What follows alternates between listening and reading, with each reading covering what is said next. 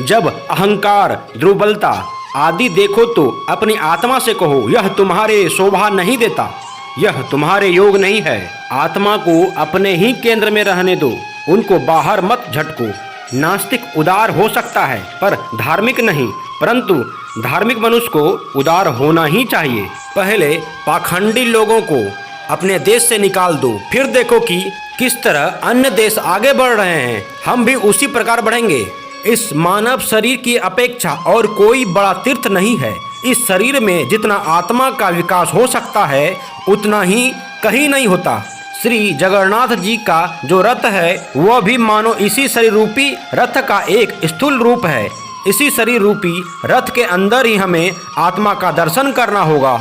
हमारे लोगों में एक प्रकार के भयानक रोग का बीज समा रहा है और वह है प्रत्येक विषय को हंसकर उड़ा देना। जब हम कामना की अंतरंग तृष्णा को सदा के लिए त्याग देंगे तब हमें शुभ और अशुभ दोनों से ही छुटकारा मिल जाएगा। वह मनुष्य जिनके वेदों का पूर्ण अध्ययन कर लिया है निष्पाप एवं परोपकारी है और किसी अन्य व्यक्ति को किसी नाम या यश के लिए उपदेश नहीं देता। उनके उपदेश का मूल लक्ष्य समाज सुधार है। वह व्यक्ति गुरु कहलाने का अधिकार है। विज्ञान और आनंद ये दोनों ही हमारे जीवन के मूल लक्ष्य हैं, लेकिन मुक्ति के बिना ये दोनों उद्देश्य भी असंभव है। यह जीवन की सही कसौटी है।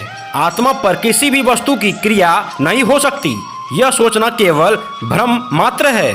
जब मनुष्य संसार की प्रेतक ठोकरें खा चुका है तब वह मुक्ति प्राप्ति की इच्छा के लिए प्रतिजागृत होता है तथा ज्ञान की खोज में चेष्टा करता है। त्याग और वैराग के बिना धर्म का प्रकाश नहीं फैल सकता।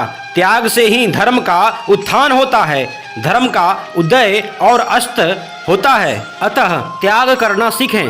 विश्व के नीच से नीच व्यक्ति से उत्तम शिक्षा ग्रहण करनी चाहिए तथा उत्तम नीच कुल की कन्या से भी विवाह करनी चाहिए। पवित्रता एवं मौन से मनुष्य को शक्ति मिलती है, इसलिए हमेशा पवित्र रहो। संसार सिद्धांतों की कुछ परवाह न करके मनुष्य को मानते हैं। जो व्यक्ति उसे अच्छा लगता है उनके वचन को वो शांति से सुनेंगे, चाहे उनके वचन में निर्थक हो। परंतु जो व्यक्ति उन्हें अच्छा नहीं लगेगा वह उनके वचनों पर कोई ध्यान न देगा, चाहे उनके वचन सार्थक ही क्यों न हो। ईर्ष्या तथा द्वेष का भाव मन से निकाल दो, अन्यथा तुम्हारे सर्वनाश हो जाएगा। आज जो कुछ तुम कर चुके हो वह तुमने तो अच्छा ही किया, लेकिन अब इससे भी अच्छा करने का प्रयास करो।